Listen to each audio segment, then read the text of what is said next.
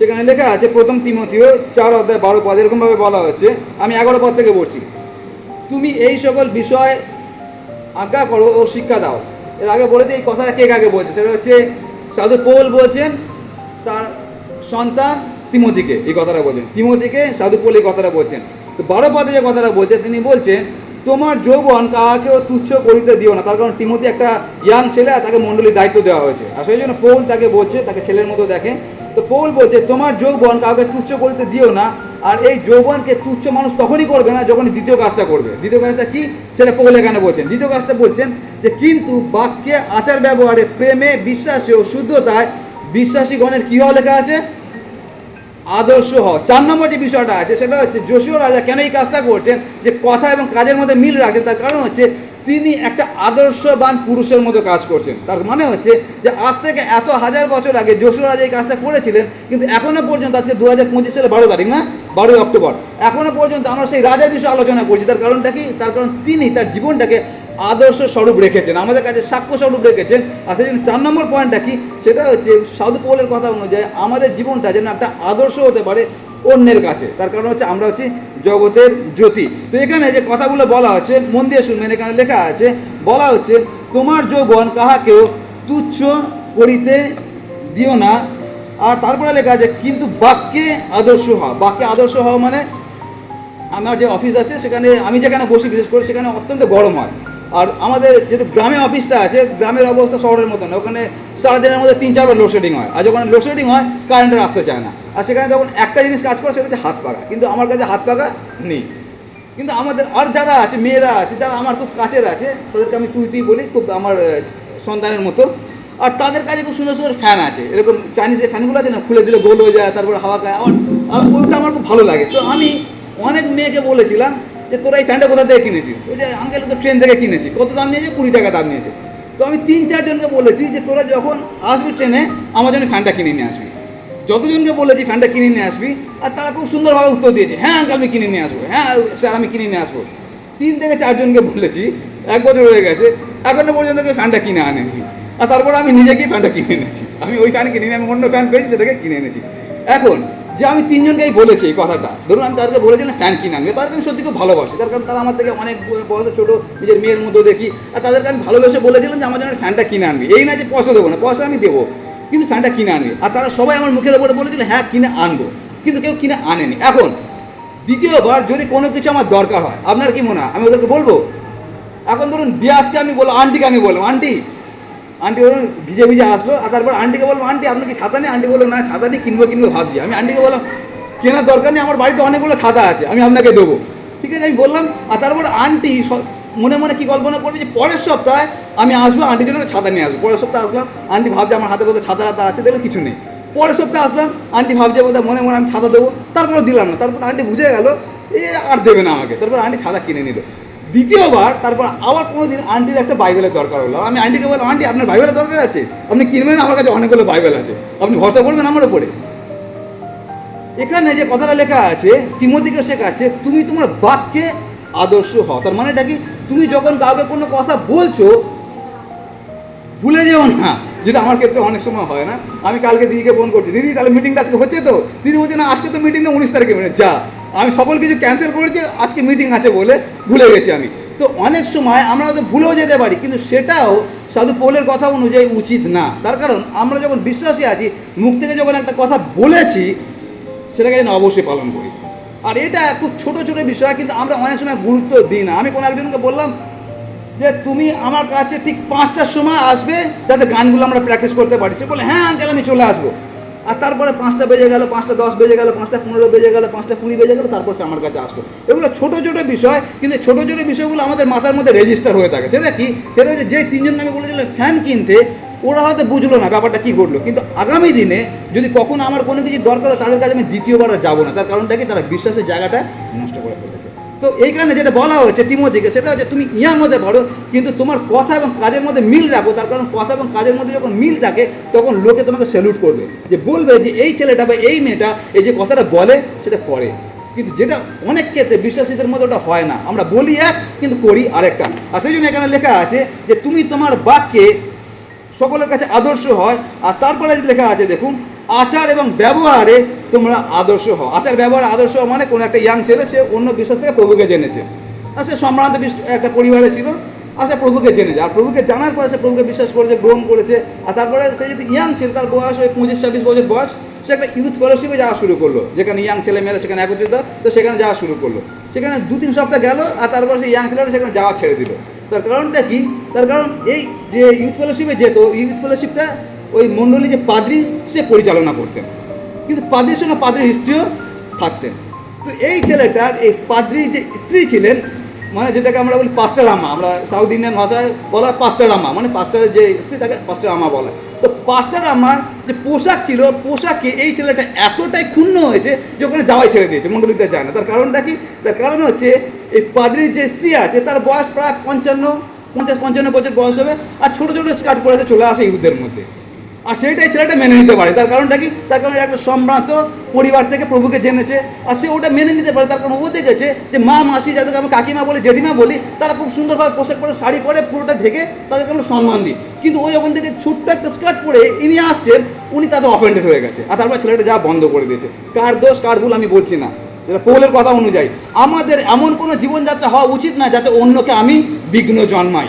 আর সেই জন্য আচার ব্যবহারে মানে আমাদের পোশাকে, আমাদের কথায়, আমাদের চালচর্চায়, আমাদের চুলের স্টাইলে, সকল কিছুর দ্বারা যেন আমরা একটা জিনিস বোঝাতে পারি, সেটা কি? সেটা হচ্ছে আমি যিশুর আদর্শবান একজন পুরুষ বা একজন মহিলা। আর সেই জন্য এটা একটা ইয়াং ছেলেকে শেখানো হচ্ছে যে তুমি যখন চার্চে যখন প্রচার করতে যাচ্ছ, এরকম যদি না যে ফাটা জিন্স পরে তুমি চলে গেলে, আর তারপরে মণ্ডলী সবাই দেখলে আর পাদ্রির ফাটা জিন্স।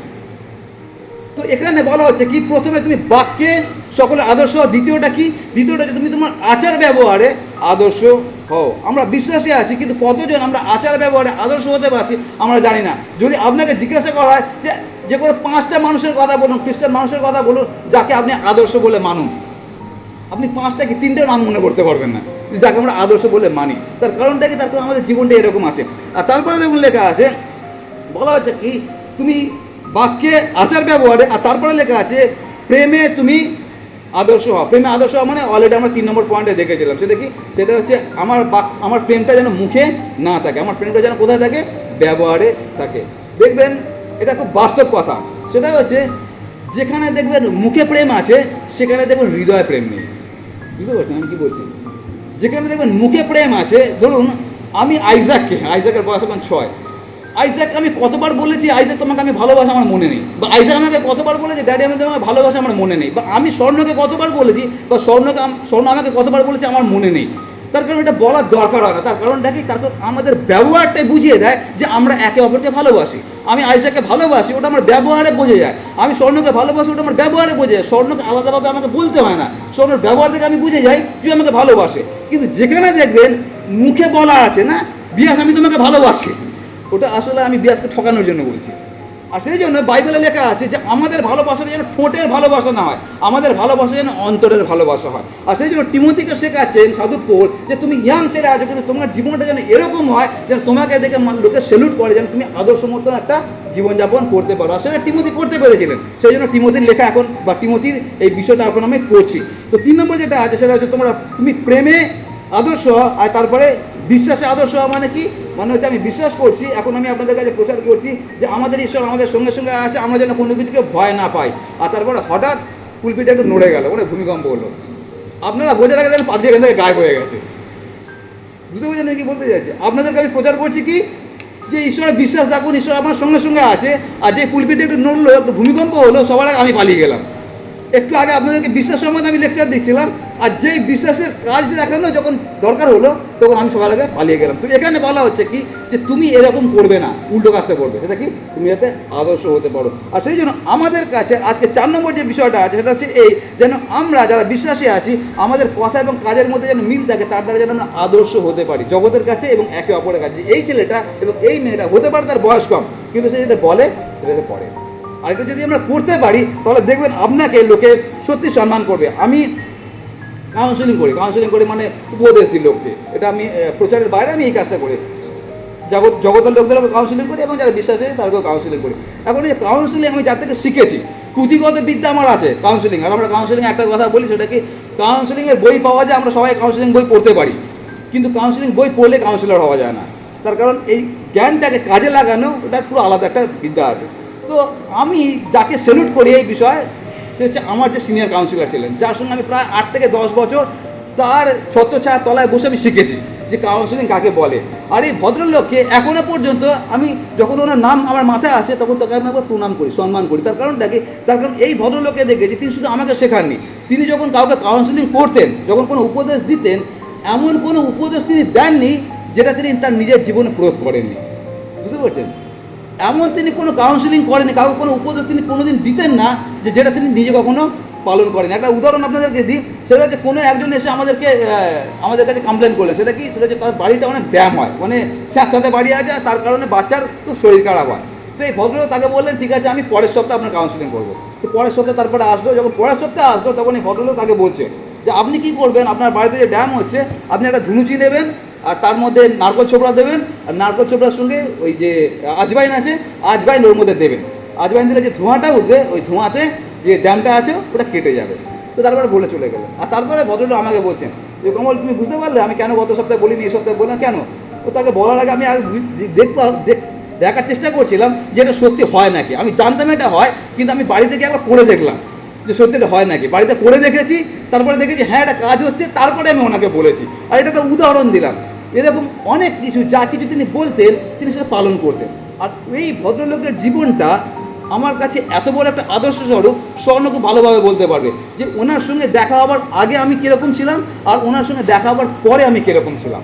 আমার জীবনটাকে পুরো উনি র্যাডিক্যালি চেঞ্জ করে দিয়েছিলেন, পুরোপুরি পরিবর্তন করে, আমার চিন্তাধারাকে পুরো পরিবর্তন করে দিয়েছিলেন। আমি যেরকমভাবে ভাবতাম, যেরকমভাবে চিন্তা করতাম, ওই একটা লোক যার সঙ্গে আমি 8 থেকে 10 বছর কাটিয়েছি, তার জীবনটা আমার জীবনকে পুরো পরিবর্তন করে দিয়েছে। ভাবতে পারছেন যখন আমরা আদর্শবান জীবনযাপন করি মানুষের জীবনে কতটা এফেক্ট করতে পারে। আর সেই জন্য আমি যেটা বলি সেটা হচ্ছে এই যে আপনার কথা দ্বারা আমি কতটা শিক্ষা পেলাম সেটা আসল কথা না, আপনার জীবন দ্বারা যেদিনকে আমি শিক্ষা পাবো সেটাই হচ্ছে প্রকৃত জীবন।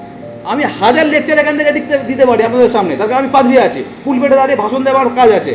আমার ভাষণ শুনে আপনারা শিক্ষা পাচ্ছেন ওটা আসল কথা নয়, আসল কথা আমার জীবন দেখে আপনি শিক্ষা পাচ্ছেন কিনা। যেদিনকে আপনি আমার জীবন দেখে শিক্ষা পাবেন সেদিনকে আমার পাদ্রীগিরি করা সার্থক হবে।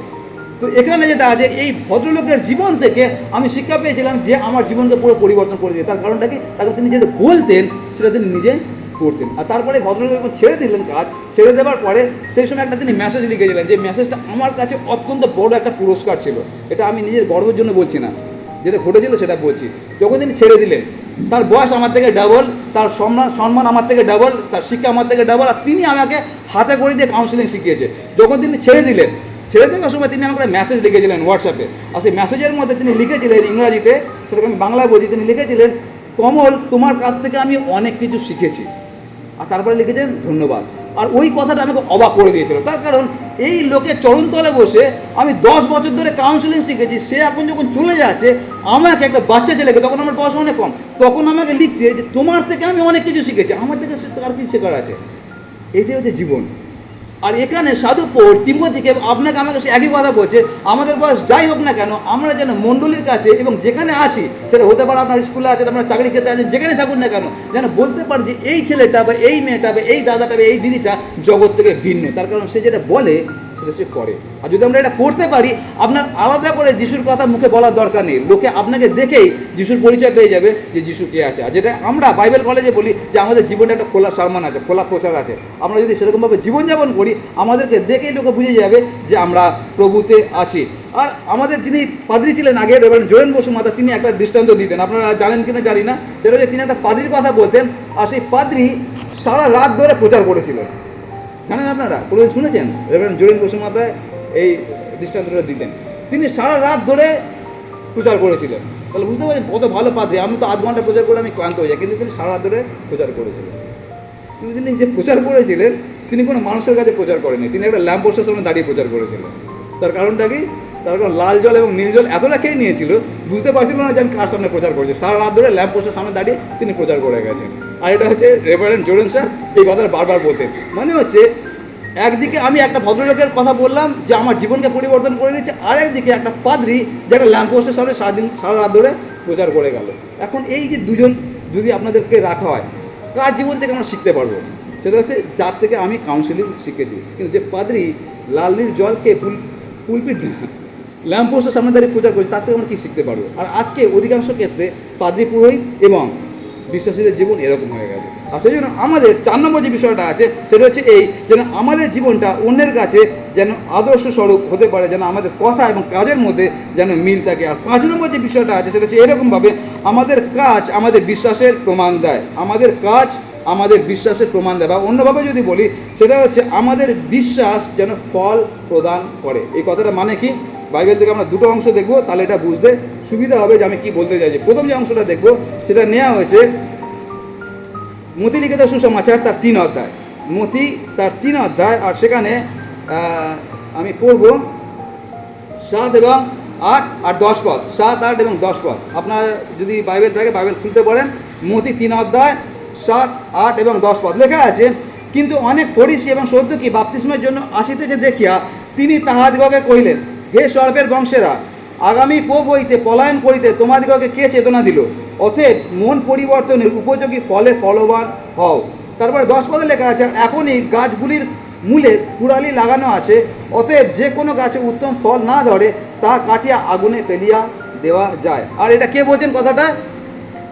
বাপ্তিস্মদাতা জন। তিনি প্রচার করছিলেন তোমরা মন পরিবর্তন করো, আর তারা মন পরিবর্তন করছে। কারা? সদ্দুকী এবং ফরিসি। তারা আসছে বাপ্তিস্মের জন্য। যখন তারা বাপ্তিস্মের জন্য আসছে, যদি আমাদের কাছে কেউ বাপ্তিস্মের জন্য আসে, আমাদের তো মন খুব খুশি হয়ে যায়, তার কারণ বাপ্তিস্ম দিচ্ছে। ওটা আমাদের কাছে পাদ্রীদের কাছে সব থেকে আনন্দের ঘটনা, বাপ্তিস্ম দেওয়াটা। তো এখন জোনের কাছে বাপ্তিস্মের জন্য লোক আসছে। কে আসছে? সদ্দুকী এবং ফরিসি। এখন জোন তাদেরকে প্রশংসা না দিয়ে কী বলছে? কাল সর্পের বংশরা। তো জোন যে কথাটা বলছে, এই কথাটা অনেক মানে আছে। মানেটা কি? সেটা হচ্ছে আমি জর্দন নদীর জলে দাঁড়িয়ে আছি, ওটা ফ্রি, যে কেউ আসবে আমি তাকে ডুবিয়ে দেবো, স্নান আমি করিয়ে দেবো। তাতে আসল বিষয় না। আসল বিষয়টা কি? সেটা হচ্ছে 10 পদে লেখা আছে। সেটা হচ্ছে তোমরা যে মন পরিবর্তন করেছো, আমার কাছে বলছো, আমি দেখবেন প্রশ্ন করি না যে আপনি কি বিশ্বাস করেন যে যিশুই আপনার একমাত্র ব্যক্তিগত পরিত্রাণ স্নান করতে? হ্যাঁ, বিশ্বাস করি। আর তারপর আমরা জলে ডুবিয়ে দিই, 3-4টা প্রশ্ন করি, জলে ডুবিয়ে দিই। তো জোন ওটা করছে যে তোমরা বলছে মন পরিবর্তন করছে, আমি তোমাদেরকে নদীতে ডুবিয়ে দেবো, স্নান করিয়ে দেবো, কিন্তু ওই ডোবানোটা তোমাদেরকে অনন্ত জীবনে নিয়ে যেতে পারে না। অনন্ত জীবনে যাওয়ার জন্য যেটা করতে হবে সেটা কি? ফল প্রদান করো।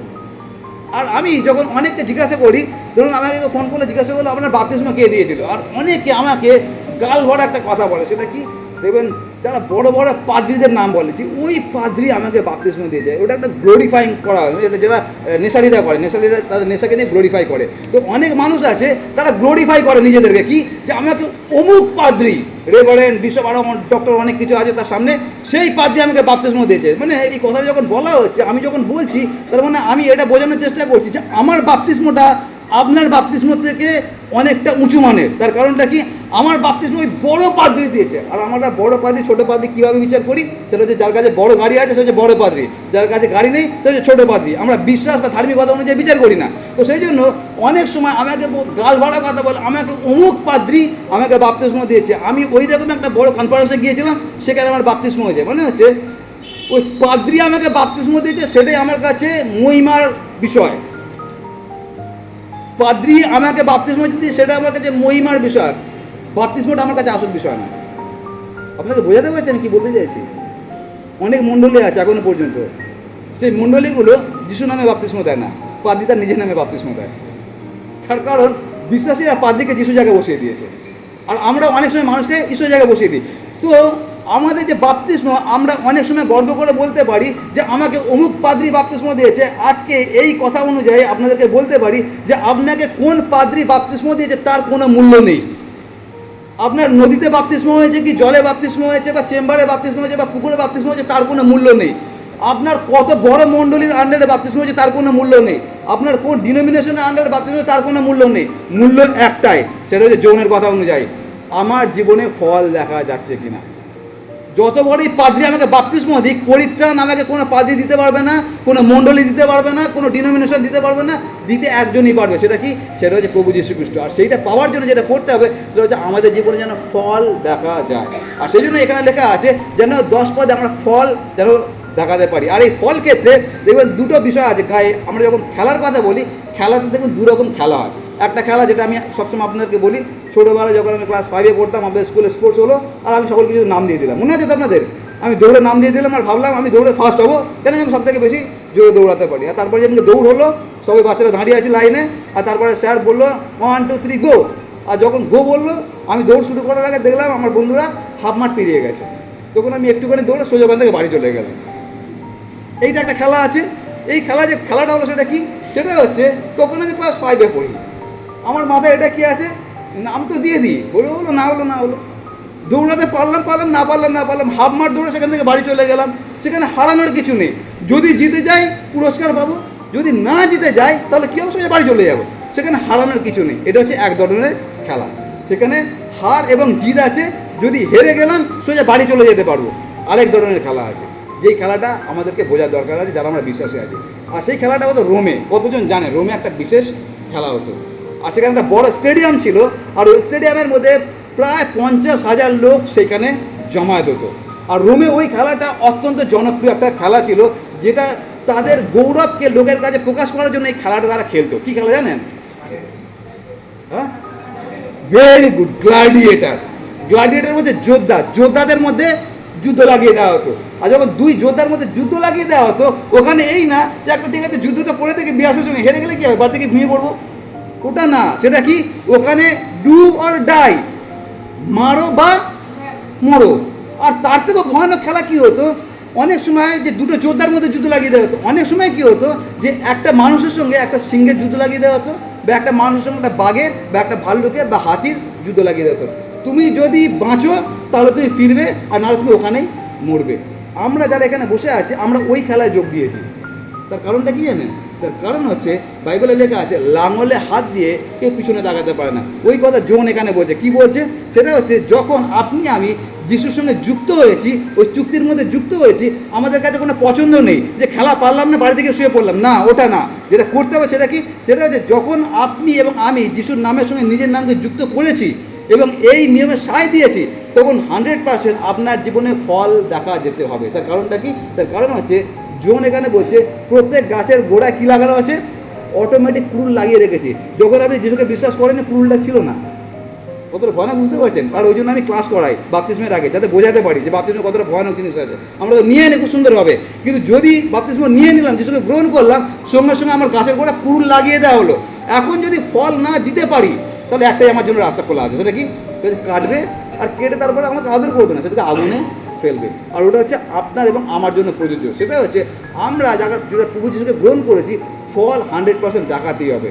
নয় ফল দেখাও, নয় মরো, মাঝখানে আর কোনো রাস্তা আমাদের জীবনে নেই। আর সেই জন্য আমাদেরকে অনেক সতর্ক থাকার দরকার আছে। আমরা যারা লাঙলে হাত দিয়েছি আমরা যেন পিছন ফিরে না তাকাই। তার কারণ হচ্ছে আমরা প্রভু যিশুকে বিশ্বাস করেছি, গ্রহণ করেছি, তাতে যেন আমাদের ফল দেখা যায়। আরেকটা বিষয় যেটা দেখবো, সেটা লেখা আছে জাকবের পত্রে, আর জাকব 2 অধ্যায় আমি পড়বো 17 থেকে। জাকব 2 অধ্যায় 17 পদ থেকে আমি পড়বো। আমার আগে যদি কেউ পান পড়তে পারেন। জাকব 2 অধ্যায়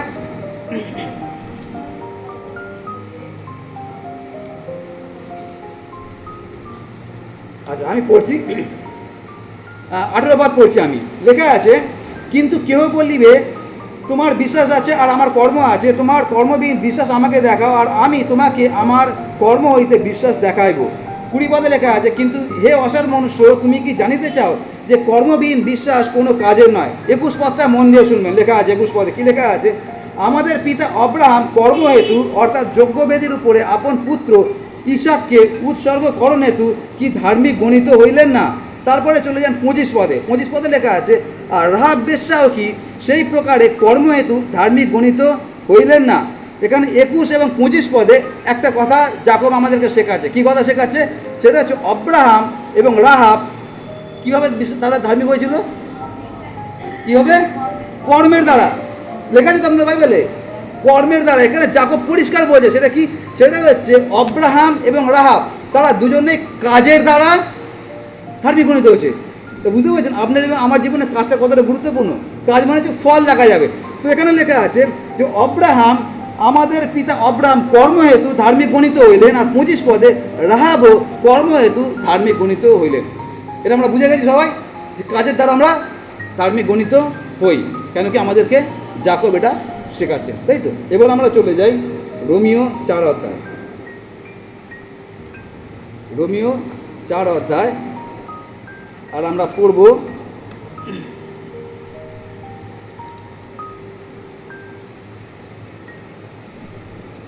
2 এবং 3 পদ। রোমিও 4, 2 এবং 3 আমি পড়ছি, আপনারা শুনবেন। লেখা আছে, কারণ আব্রাহাম যদি কর্মহেতু ধার্মিক গণিত হইয়া থাকে, তবে শ্লাঘার বিষয় তাহার আছে। এই কথাটা মানে বুঝতে পারছেন কী লেখা আছে? একটু আগে যাকবে আমরা কি পড়লাম, যে আমরা কাজের দ্বারা ধার্মিক হয়েছি, তাই তো? মন দিয়ে শুনবেন, এটা একটু কনফিউজিং আছে, না যদি মন দিয়ে শুনে বুঝতে পারবেন না। যাকব শেখাচ্ছে কাজের দ্বারা আমরা ধার্মিক গণিত হচ্ছি, আর এখানে পৌল বলছে যদি আমরা কাজের দ্বারা ধার্মিক গণিত হই তাহলে আমাদের অহংকারের জায়গা আছে। তার মানে দুটো কথা আলাদা।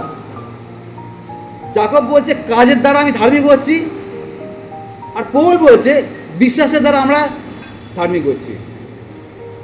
বাইবেল আছে তো আপনার কাছে, বাইবেল পড়ে দেখুন, নাহলে বুঝতে পারবেন আমি কি বলতে চাইছি। যাকব বলছে কি কাজের দ্বারা রাহব এবং আব্রাহাম তারা ধার্মিক গণিত হয়েছিলেন।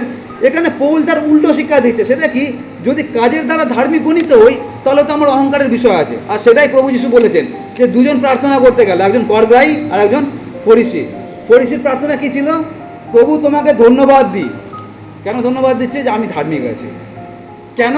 তার কারণ আমি সপ্তাহের মধ্যে 2 বার উপবাস করি, আয়ের দশমাংশ দিই, সারাদিন আমি বাইবেল পড়ি, প্রত্যেক রোববার আমি মণ্ডলীতে যাই, মণ্ডলীর যা কিছু কর্মসূচি আছে সেখানে আমি অংশগ্রহণ করি, আর আমি তো প্রচার করি পাদ্রী আছি, সুতরাং আমি ধার্মিক আছি। এই কথাটা সাধু পৌল বোঝে, যদি আমি কাজের দ্বারা ধার্মিক হই তাহলে আমার অহংকার করার জায়গা আছে, যে আমি কাজ করেছি তার দ্বারা ধার্মিক হয়েছি। আর সেই জন্য পৌল বলছেন যে কাজের দ্বারা আমরা কখনো ধার্মিক হতে পারি না। তাহলে যাকব আমাদেরকে বলছে কাজের দ্বারা আমরা ধার্মিক হয়েছি, তাহলে ব্যাপারটা কী করে হচ্ছে? বুঝতে পারছেন কী বলছে? যদি বুঝতে না পারেন বলবেন আমাকে, কিন্তু বোঝার দরকার আছে যারা আমরা বিশ্বাসে আছি। এটা যদি না বুঝতে পারি আমরা অনেক ভুল করে যাব। যাকব শেখাচ্ছে আমরা কাজের দ্বারা ধার্মিক গণিত হই, পৌল আমাদেরকে শেখাচ্ছে আমরা বিশ্বাসের দ্বারা ধার্মিক গণিত হই। তাহলে ব্যাপারটা কী হচ্ছে? ব্যাপারটা যেটা হচ্ছে সেটা বোঝার জন্য আমাদেরকে দেখতে হবে আদি পুস্তক 15 অধ্যায় 6 পদ। আদি পুস্তক 15 অধ্যায় 6 পদ কী লেখা আছে? একজন জোরে পড়বেন। আদি পুস্তক 15:6।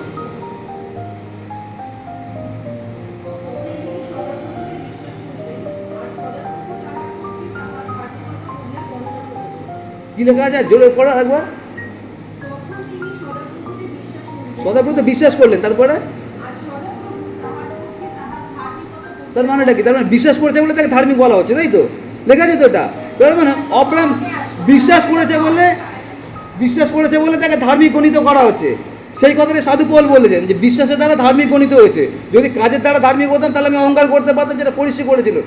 এইটাকে এবারে যাকব বোঝাচ্ছে, এই কথাটার মানেটা আসলে কি, যেটা যাকব যেটা বোঝাচ্ছে সেটা হচ্ছে এই 15 অধ্যায়ে কী আছে সেটা হচ্ছে আব্রাহামকে ঈশ্বর ধার্মিক গণিত করলেন। কীভাবে ধার্মিক গণিত করলেন? বিশ্বাসে ধার্মিক গণিত করে দিলেন। কী বিশ্বাস করেছিলেন আপনারা জানেন? যারা ব্যবসায়ীতে আছে তারা বলবেন না, যারা ব্যবসায়ীতে নেই তারা। আব্রাহাম কি বিশ্বাস করেছিলেন যে আব্রাহামকে বলা হলো সে ধার্মিক? বিশ্বাসে না দেখে ইসাকের ঘটনা পুরো আসেনি, তো 22 অধ্যায় আছে। কি বিশ্বাস করেছিলেন বলা হয় যে বিশ্বাসে ধার্মিক গণিত হয়েছে? দেখো ছোট্ট বিষয় আমরা পড়িনি। এখানে আব্রাহামকে বলা হয়েছিল তুমি আকাশের তারা গোনো, আর যত তারা আছে তত তোমার বাচ্চা কাচ্চা হবে। যখন বলা হয়েছে তখন আব্রাহামের বয়স 85 বছর, শারীর বয়স 75 বছর। এখন একটা মহিলা যার বয়স 75 বছর তার নাকি সন্তান হবে আকাশের তারার মতো, এটা হবে কোনো? যদি আব্রাহাম বা আমাকে যদি এই কথাটা বলা হতো যে কমল কালকে তুমি যখন ঘুম থেকে উঠবে দেখবে তোমার মাথা পুরো চুল ভর্তি, বিশ্বাস করবো আমি? ইয়াং বয়স থেকে আমার পুরো তেল হয়ে গেছে, এখন বলছে আমার মাথায় চুল হবে। এখানে আব্রাহামকে তার থেকে ভয়ানক কথা বলা হয়েছিল, সেটা কি তোমার ওয়াইফ তার 75, তোমার 85, কিন্তু আমি বলছি তোমার আকাশের তারার মধ্যে তোমার বাচ্চা কাচ্চা হবে। আর আব্রাহাম সেটাকে বিশ্বাস করে নিয়েছিলেন। তার কারণটা কি? আব্রাহাম জানেন কি, যে আমাকে যিনি বলছে তার কাছে সকল কিছু সম্ভব। আর ওই একটা বিশ্বাস তাকে ধার্মিক গণিত করে দিয়েছিল। বুঝতে পারছেন ব্যাপারটা কি? এখন এই যে বিশ্বাস করেছিল 15 অধ্যায় থেকে আব্রাহামকে আমরা ধার্মিক হিসাবে জানি, কিন্তু সেখানে শেষ নয়। তারপরে 22 অধ্যায় একটা ঘটনা ঘটে, যেটা আমরা বাইবেল স্টাডিতে একদম খুব ডিটেলে গিয়ে আলোচনা করছি। 22 অধ্যায় কী ঘটলো সেটা হচ্ছে আব্রাহামকে বললো, আব্রাহাম তোমার 100 বছর বয়সে যে সন্তান পেয়েছো যার নাম আইসাক, সে এখন যুবক হয়েছে, তাকে তুমি এখন বলি দাও, মরিয়া দেশে নিয়ে যাও আর তাকে বলি দাও। আর ওটা বাইবেল স্টাডিতে যদি আপনারা থাকতেন তাহলে বুঝতে পারতেন আমি যে কথাগুলো বলছি। অব্রাহাম সকালবেলায় উঠে ছেলেকে নিয়ে চলে গেলেন ডাং করতে করতে, কেন? ছেলেকে আমি বলি দেবো। আর তারপর তিনি যখন বলি দিতে গেলেন ঈশ্বর তাকে আটকালেন, আর তারপরে তার পরিবারে একটা মেষকে দেওয়া হলো। আর তারপরে সেখানে লেখা আছে ঈশ্বর বুঝতে পারলেন, ঈশ্বর বুঝলেন না, আমাদেরকে ঈশ্বর বোঝালেন যে অব্রাহামের বিশ্বাস আসলে কতটা। তার মানে হচ্ছে এখানে যাকব যেটা বলতে চাইছেন 15 অধ্যায় অব্রাহাম বিশ্বাসে ধার্মিক গণিত হলেন। আমি 2006 সালে বাপ্তিস্মের দ্বারা খ্রিস্টান হলাম, কিন্তু ওই 2006 সালে যে বাপ্তিস্মের দ্বারা খ্রিস্টান গণিত হলাম ওটা আসল বিষয় নয়, যতক্ষণ না তার পরিপ্রেক্ষিতে আমি ফল দেখাতে পারছি, বা যতক্ষণ না আমার এই বিশ্বাসটা পরীক্ষিত হচ্ছে। 15 অধ্যায় অব্রাহাম বিশ্বাসে ধার্মিক, তাকে বলা হলো তুমি ধার্মিক। আমরা যখন বাপ্তিস্ম নিয়েছি বলা হয়েছে তোমরা ধার্মিক, কিন্তু তারপরে আরেকটা ঘটনা ঘটলো, সেটা কি 22 অধ্যায় তাকে একটা পরীক্ষা করা হলো। যদি ওই পরীক্ষায় সেদিনকে অব্রাহাম পাস করতে না পারতেন তাহলে এই কথার বাইবেল থেকে ডিলিট করে দেওয়া হতো। সেটা কি? যে অব্রাহাম বিশ্বাসে ধার্মিক গণিত হয়েছিলেন। তার মানে হচ্ছে বিশ্বাসে ধার্মিক গণিত হলেন, ওই ধার্মিক গণিত হওয়াটা এখন তাকে কাজে দেখাতে হলো। কাজটা কি? সেটা হচ্ছে ঈশ্বরকে আমি বিশ্বাস করেছি, তিনি যে কথাটা বলছেন সেটা আমি করবো। সেটা ছেলেকে যদি বলিও দিতে হয় আমি বলি দিতে রাজি আছি। আপনার আমার জন্য একই কথা প্রযোজ্য। আমরা খ্রিস্টান হয়েছি, আমরা বিশ্বাসী হয়েছি, আর ঈশ্বর আমাদেরকে ধার্মিক গণিত করেও দিয়েছেন। কেন ধার্মিক করেছেন? তারপর তার ধার্মিকতা তিনি আমাদেরকে ধার্মিক করেছেন। কিন্তু আমরা তখন ধার্মিক হতে পারবো যখন আমাদের বিশ্বাসটাকে কাজে প্রয়োগ করতে পারবো। বুঝতে পারছেন কথাটা মানেটা কি? ওই কথাটাই যাকব বলেছেন যে শুধু বিশ্বাস করলে হবে না। জন বলেছেন যে শুধু বিশ্বাস করলে হবে না, বিশ্বাস অনুযায়ী যদি ফল না লাগাতে পারো, গাছের গোড়া কুড়ুল অলরেডি সব লাগিয়ে দিয়েছেন, গাছটাকে কাটবে আর আগুনে ফেলবে। ওই জন্য আমাদের জন্য দুটো পথ, নয় স্বর্গে যাব নয় নরকে যাবো, মাঝ পথে আমরা থাকবো না। তার কারণটা আমরা ওই গেমে আমরা অংশগ্রহণ করেছি যেখানে আমার পালিয়ে যেতে পারবো না। আর সেই জন্য আমাদের যারা বিশ্বাসের জীবন আছে, বিশ্বাসীদের জীবনটা হচ্ছে রেলগাড়ির মতো আছে। রেলগাড়ি জানেন তো, রেলগাড়ি দেখবেন দুটো লাইনের ওপর থেকে যায়। আর এই দুটো লাইন আপনারা যদি কোনো দিন দেখেন, যেহেতু আমি ট্রেনে যাতায়াত করি ওই জন্য আমার এই উদাহরণগুলো দিই, যে দুটো লাইন যদি দেখেন কোনো দিন এরকম হতে পারে না যে একটা লাইন মোটা একটা লাইন সরু। তুমি হতে পারে, বা একটা হয়তো লোহার তৈরি আর একটা হচ্ছে তামার তৈরি, এটা হতে পারে না। বা একটা হয়তো বেশি লম্বা একটা হয়তো ছোটো, এটা হতে পারে না। দুটো একদম সমান হতে হবে। বিশ্বাসের জীবন হচ্ছে ওরকম রেলগাড়ির মতো। সেটা হচ্ছে আপনি বিশ্বাস করেছেন, ওটা একটা লাইন আছে, আর বিশ্বাসের সঙ্গে সঙ্গে যদি তার সঙ্গে কাজটা না থাকে তাহলে আপনার ট্রেন আমার ট্রেন উল্টে পড়বে। আজকে অধিকাংশ খ্রিস্টান ট্রেন জীবন উল্টে যাচ্ছে, তার কারণ হচ্ছে এটাই। সেটা কি? সেটা হচ্ছে আমাদের বিশ্বাস আছে কিন্তু কাজ নেই, আর অনেক ক্ষেত্রে কাজ আছে কিন্তু বিশ্বাস নেই। আর সেই জন্য দেখবেন এখন অনেক মিনিস্ট্রি আছে, তারা খ্রিস্টান মিনিস্ট্রি, কিন্তু সেখানে মানা করে দেওয়া তোমরা যিশুর কথা বলবে না। তার কারণটা কি? তার কারণ পারিপার্শ্বিক যে পরিবেশ আছে। তো মিনিস্ট্রি করছি, মিনিস্ট্রি মানে কি? সুসমাচার প্রচার করা। মিনিস্ট্রি করছি কিন্তু আমাদেরকে নিষেধ করা হচ্ছে যেন আমরা যিশুর কথা না বলি। তার মানে আমরা কাজের দ্বারা ধার্মিক গণিত হচ্ছি। আর সেই জন্য বিশ্বাসী জীবনে দুটো থাকা দরকার আছে, একদিকে বিশ্বাস আর একদিকে কাজ। যতটা বিশ্বাস ততটাই কাজ, যতটা কাজ ততটা বিশ্বাস। যদি একটু কম বেশি হয়, রেলের যদি একটা লাইন উঁচু একটা লাইন নিচু কী হবে? রেল উল্টে যাবে। আমাদের বিশ্বাসী জীবন ওই রকম। সেটা কি? বিশ্বাস এবং কার্য দুটো যেন সমান্তরালে চলে। যদি দুটো সমান্তরালে চলে তাহলে আমাদের জীবন ঠিক থাকবে। আর যদি সেটা না থাকে, অনেকেই আহত, কিন্তু কীভাবে করছি এইভাবে। বিশ্বাসী আমরা অনেকে হয়ে গেছি, কিন্তু বিশ্বাস অনুযায়ী কাজ আমরা করতে পারছি না। ওই জন্য ট্রেনগুলো পাল্টে যাচ্ছে, আর সেই জন্য আমাদেরকে অনেকে আহ্বান করা হচ্ছে, রেলগাড়ি দৌড়াচ্ছে কিন্তু স্টেশনে খুব কম পৌঁছাতে পারবে। আর তারপরে লাস্টে আঘাত করা হবে, প্রভু তোমার নামে আমি অনেক প্রচার করছি, আমি পাদ্রী কমল নদী, আর ভেতর থেকে আওয়াজ আসবে আমি তোমাকে চিনি না। তাকে তুমি যে বিশ্বাস করেছো তার ফল দেখাতে পারোনি, বা তুমি যে কাজটা করেছো সে অনুযায়ী তুমি বিশ্বাস দেখাতে পারোনি। সেই জন্য আমরা সচেতন নই, আমরা যারা বিশ্বাসী হয়েছে আমাদের বিশ্বাস অনুযায়ী যেন ফল দেখাতে পারি। যদি না হয় তাহলে কাটা হবে এবং আগুনে ফেলা হবে। আসুন আমরা প্রার্থনা করি। মঙ্গলময় স্বর্গস্থ পিতা এসে বাণীগণের সদাপ্রভু, তোমাকে ধন্যবাদ দিই তোমার বিশ্বস্ততা, তোমার অনুগ্রহের জন্য। তোমাকে ধন্যবাদ দিই তোমার